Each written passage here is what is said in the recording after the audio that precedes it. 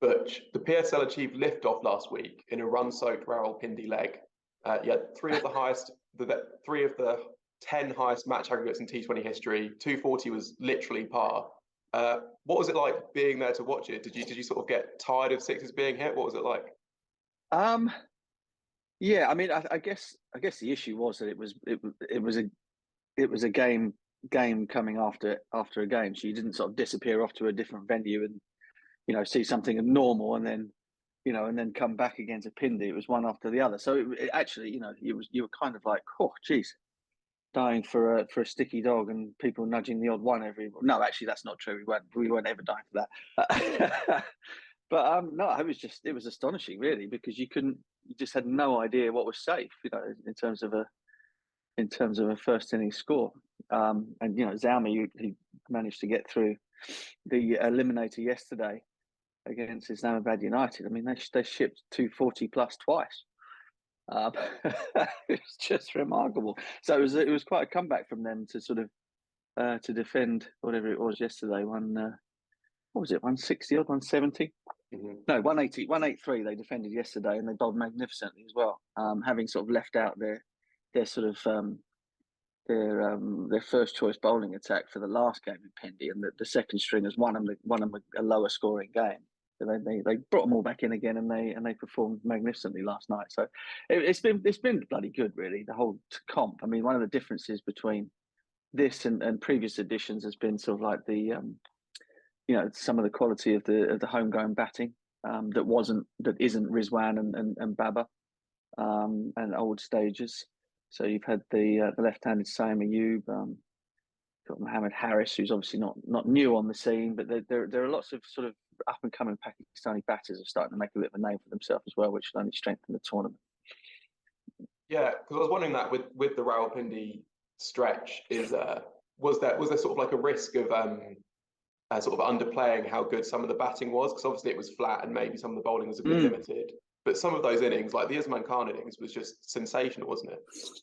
Yeah, I mean, incredible. Yeah, so the fastest PSL 100 record for Riley Rousseau lasted just about 24 hours.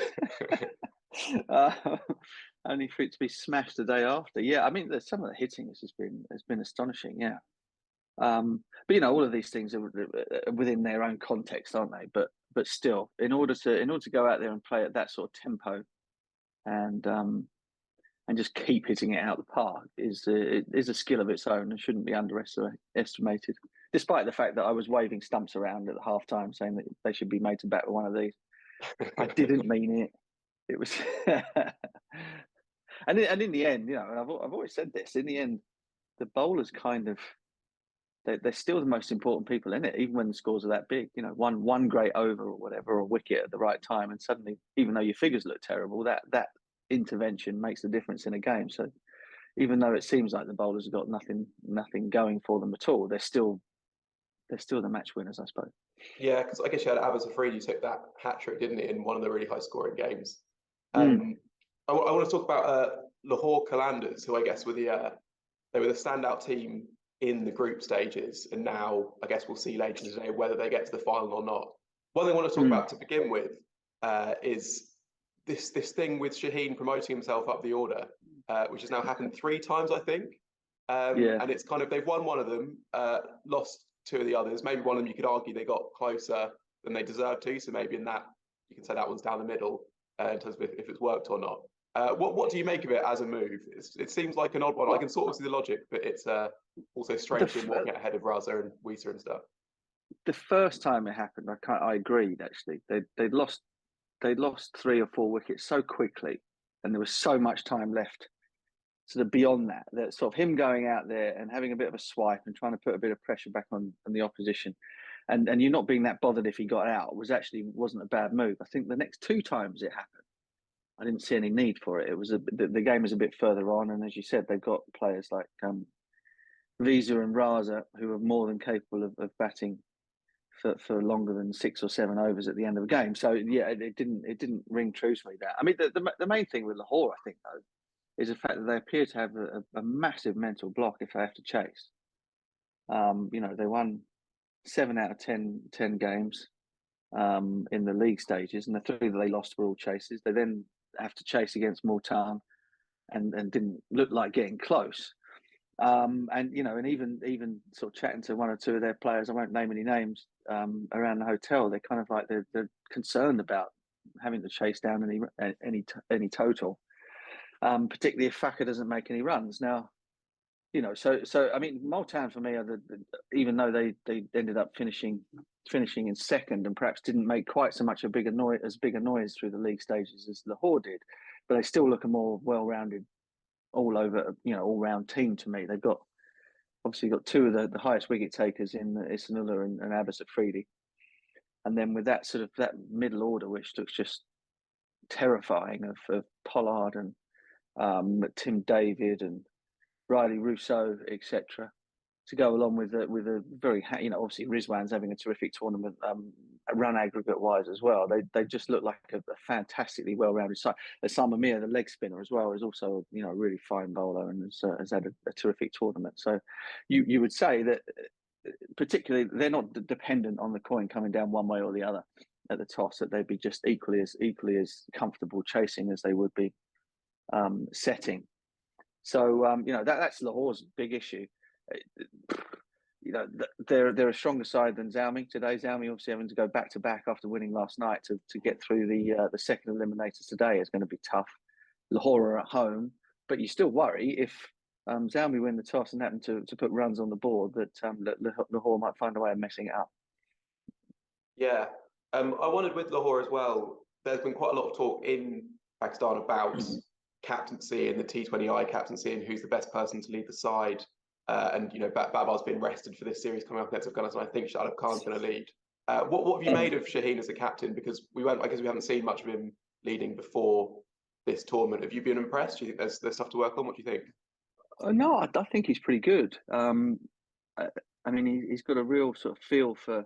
I mean, he seems to have settled on a little bit of formula in terms of how he closes games out. Again, when they're defending. But I think he has a real instinct for it. The bowling changes, etc., through the middle period when he needed wicket and all the rest of it. I mean, you wouldn't sort of say that he's made any glaring ricks, and the team seems to really play for him.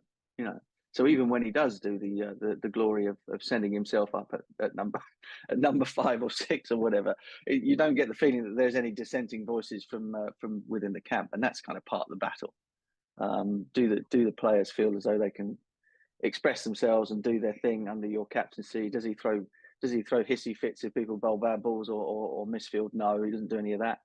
And he's very happy also to kind of take counsel from the other players around on the field. So he's got Sam Billings there. I think we've all thought he's a terrific captain when he gets a chance to do it for Kent and for the Oval Invincibles. David Visa is the sort of the old Yoda of the side as well, and they all seem to work pretty well together to come up with solutions. So yeah, I think he's pretty good. Yeah, I don't know whether we should touch on the big story of the week, which is Simon Doull and Babar Azam and the continuing sort of. I know you pointed out on commentary and you doing that first Molten Sultans doing the first playoff game where Rizwan was coming under fire for a bit from Doull as well. He said it's not just Babar that gets it. I guess the thing to say is that it's just that Doull. I mean, it comes from a genuine point, and it's backed up by evidence. Basically, is the main thing to say on that criticism, I suppose, over the scoring rates and that sort of thing. Yeah, it is. I mean, I think we just had a little sort of missive through on the sort of group WhatsApp, and 2023 is by far and away his highest strike rate in any PSL by mile. I mean, last year he had in 10 innings, he had 343 runs at a strike rate of 118 and a half. And this year he's made 480 at 100, just a little bit under 150. Dooley, we all agreed with him. It was kind of Dooley that made the point most vociferously, but also said it prior to. He also said it off air during that period of play where he nudged it around to get to 100 in the first 240 game that Zalmi lost at Pindi, and we were all entirely in agreement that what is he doing? Why is he slowing down? And we didn't think for a minute that they'd end up losing the game, but it could have been significant. And then the chat that they ended up having was that Dooley basically just said to him, "So look, mate, you're a fabulous player. You should be bossing these tournaments. You don't have to take on the responsibility of everybody else's run scoring yourself. Just go out there and be the great player that you are, and and don't give personal milestones a second thought." And I think the conversation went okay. And anyway, Bubba came out like his pants were on fire yesterday. So, so whether or not that was a two fingers up to Dooley, or whether that was inspired by it, doesn't really matter. But it seems to have done the trick. Yeah, and I guess we'll see what Babar v Shaheen later today. If he does come out looking to play some shots, that could be quite fun. Well, absolutely, yeah. Yeah. So Pakistan have named this squad to play Afghanistan. And there's you mentioned obviously a couple of the names earlier who've impressed you, and there's a lot of new faces because they've rested Babar, they've rested Shaheen as well. So who are some of the players that I guess you hadn't heard of much before the competition, who have really sort of stood out as being potential international stars for Pakistan, I guess? Well, I mean, as usual, there's plenty of bowlers. I mean, the two fellas that shut the game down last night, Ahmed Jamal, who's I think he's about 26 or something, and he's played a tiny bit of international cricket before. He's also a decent batter, good athlete in the field. So I've not really seen or heard a great deal of him at all. But he's bowling 140 plus, reverse swinging Yorkers to close out a big game. So he's been terrific. Abbas Afridi, obviously, as well. I mean, Isanullah goes without saying. I mean, he's been sort of like the most eye-catching, perhaps, player of the entire tournament.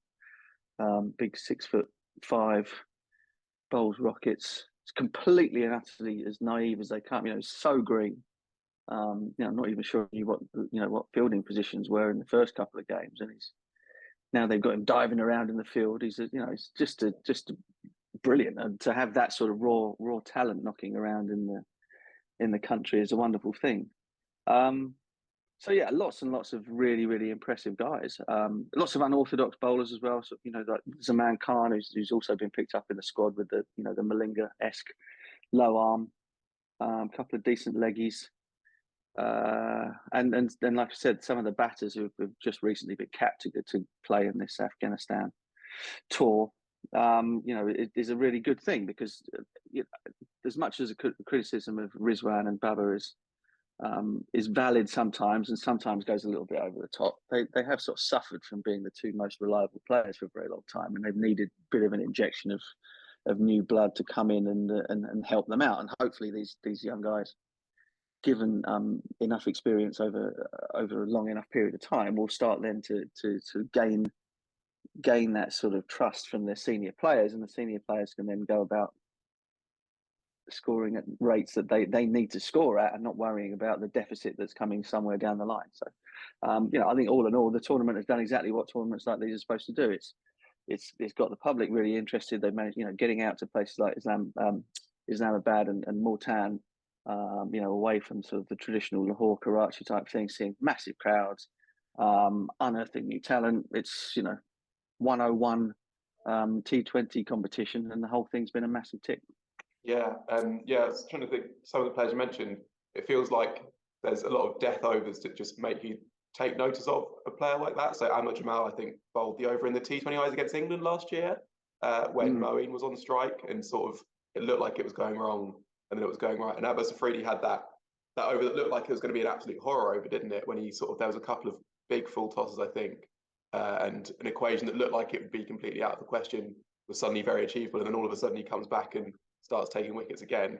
And yeah, Isanullah is just amazing in a story like that. We had an interview with him go up on the site a couple of days ago by Amir Malik, and Isanullah says basically that the coaches just say, just bowl as fast as you can on like a good hard length, and that's what he tries to do every ball basically. And yeah, it's just so effective when it's that good. And the other thing with him as well is in terms of the because he was saying in the interview, he's a real sort of, he's played a lot of tape ball cricket, and in the village where he's from, I think his first language is Pashto rather than Urdu. So I think that's also been possibly a bit of a barrier in terms of the the fielding positions and that sort of thing. It's just there's been almost like a language barrier there, even within the country. Yeah, he's it's just to think. I mean, I know it's just one tournament, but to think what a guy like that could do if he stays fit is just the mind boggles, kind of, doesn't it? no, exactly, and and even if as happened to other sort of Pakistani prodigies in the past, if it doesn't, then there'll be another one along fairly shortly. It's not it's not like it's a once in a generational thing. The talent is out there, and and it's brilliant that they get a chance, an opportunity to show it in such a visible league as the PSL. Yeah, great. Well, cheers for that, Butch, and hope you enjoy the rest of the competition. I shall try my best.